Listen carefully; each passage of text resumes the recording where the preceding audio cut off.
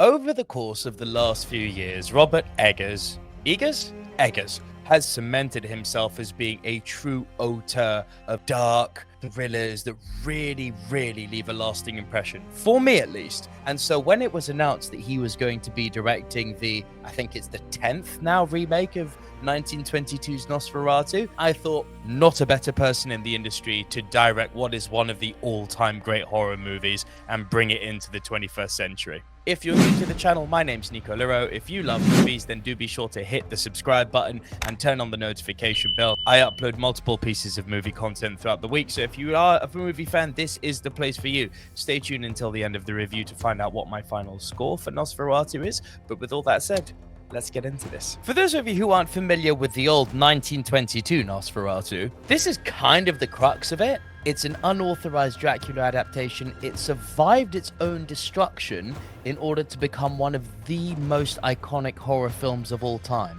Imagine being so bold, Prana Films straight up adapted Dracula without permission, renamed the characters Count Dracula became Count Orlok, and moved the story from Romania to Germany. But Florence Stoker, Bram's widow, wasn't having it. She sued, won, and had most original prints of the movie destroyed. Thankfully, a few copies survived, and now Nosferatu isn't just a horror movie, it's arguably the horror movie that shaped everything from Universal's monster films to modern vampire stories.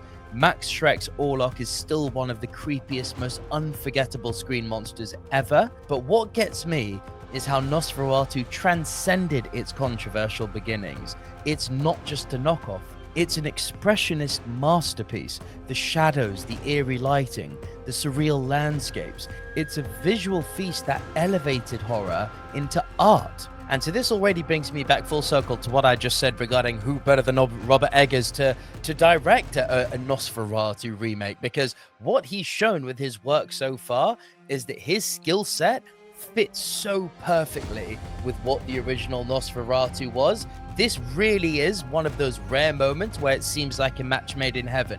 Is it though? For those of you who are familiar with the story, it's basically the Dracula story. My quintessential Dracula movie is the Francis Ford Coppola 90s Dracula movie, and I know people poke fun at it, especially because of Keanu's accent. I love it though. This new Nosferatu movie is very similar in pacing and in beats to Coppola's Dracula movie, albeit with the unofficial characters involved. It's essentially the same movie. So if you like the Dracula story, you know what to expect walking into here.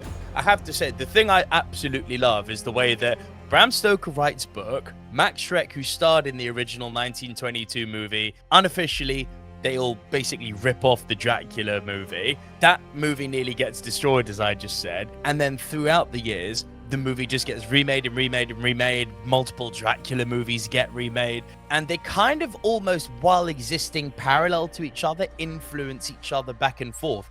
1922's Nosferatu influenced Coppola's Dracula. Coppola's Dracula clearly influenced this Robert Eggers Nosferatu movie. And it all kind of works in this beautiful kind of cinematic historical synergy.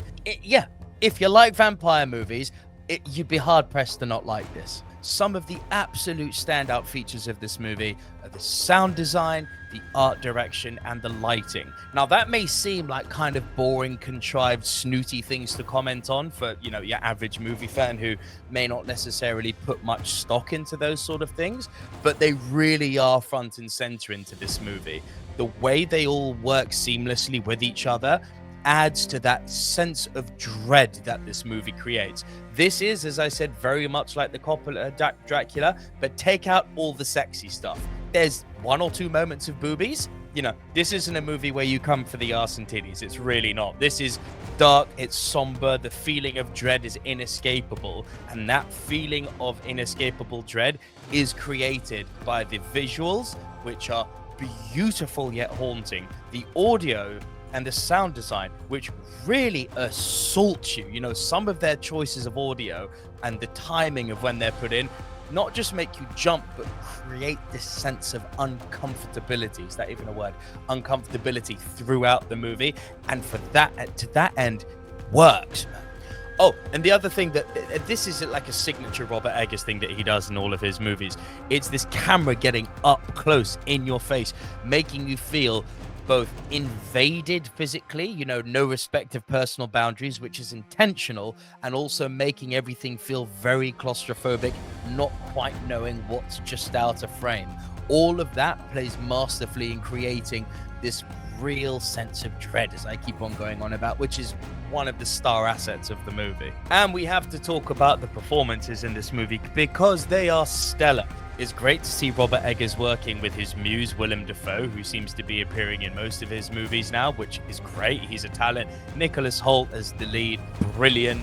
I have to give massive props to Lily Rose Depp because I'm not overly familiar with Lily Rose Depp's work. Like when she was on screen, I didn't know it was Lily Rose Depp. My bad for that. But what I kept on saying to myself is, who is this actress? She is fantastic. She is eating up the screen whenever she's on. It was great to watch. And, you know, credits rolled at the end. Oh, damn, Lily Rose Depp. Okay. Apple didn't fall far from the tree on this one. Talent transcended the family lineage here.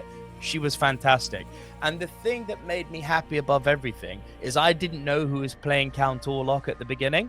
Turns out it's Bill Skarsgård. Now, if you've seen my ranking movies of 2024, you'll know how much I did not like The Crow. Link to that ranking movie is in the description below, by the way. And for Bill Skarsgård to go from The Crow to this, like, wow, man, wow. Bridges have been mended. There is no bad feeling. There is no residual Crow pain. Bill Skarsgård has solidified himself as a master horror delivery here. Like, he was fantastic in this. So much so, because I said I didn't know who it was, I actually thought they cast a Romanian actor to play this. So convincing was Bill Skarsgård's performance. There was one slight negative, because there's not many negatives in this film. Like, if you haven't got the idea already, I've adored this film. The slight negative is that ending, though it's in keeping with the Nosferatu story, the way the ending plays out did feel initially a tad rushed. They did manage to make it land. They stuck the landing, because as the ending is unfolding, they do reference something, an important factor which they mentioned earlier in the movie, and bring it full circle back to this ending scene. And because they did that, the ending did land. But I did hear a few murmurs in the cinema. There were a few people, especially as we were walking out, who were like, that ending felt snappy. And I agree. The ending did catch me a bit off guard. It was very abrupt. It didn't bother me personally, but I can see that being construed as a negative for a lot of people. Listen, the other potential negative, although this absolutely doesn't apply to me, the other potential negative here is this is very much a Robert Eggers film. I know that he's not everyone's cup of tea. He's just not everyone's cup of tea. His style, his delivery, his kind of quasi-old English language that he uses in a lot of his movies, he gives an almost medieval feel to his dialogue, or a Dark Ages feel to his dialogue. He's very much got his own signature style in terms of the writing and in terms of his cinematography, and it doesn't work for everyone. And here's the thing, if you like Robert Eggers' work like I do, think you'll love this movie. But if you're not a fan of Robert Eggers' work, this isn't going to change your mind. You're not going to watch Nosferatu and decide, now I like Robert Eggers' work. This is an Eggers movie. So if you haven't liked his previous works like The Lighthouse and The Northman and The Witch, this isn't going to change your mind. So beware, if you have seen his works, you know what to expect. But all in all, potential negatives aside, I think Nosferatu is fantastic. We're off to a flyer this year. I'm gonna score Nosferatu 9 out of 10. I think, as the marketing material has suggested, it is a modern horror masterpiece. Visually, from an audio perspective, from a lighting perspective, the way the plot unfolds, the ever-increasing sense of dread, some of the graphic imagery that's used in this movie, and it does get graphic in some parts. It's seriously uncomfortable, and all that is purposefully done by a master of this genre. It's another home run for Robert Eggers. It's the definitive vampire movie of the last decade, possibly the definitive vampire movie of the 21st century, a contender for movie of the year. If this is the quality that we're going to get in 2025, bring it on. I'm here for it. I adored this movie. But now I want to hear from you. What did you think? Leave your thoughts in your comments down below. I'd love to know if you've seen Nosferatu, if you're planning on seeing it, if you have seen it. Once you have seen it, do let me know what you thought of it down below. And please do be sure to subscribe to the channel if you haven't done so already. Thank you as always for joining me right here on the Silver Screen Dudes. My name's Nico Lira, and I'll see you guys very soon. Bye for now.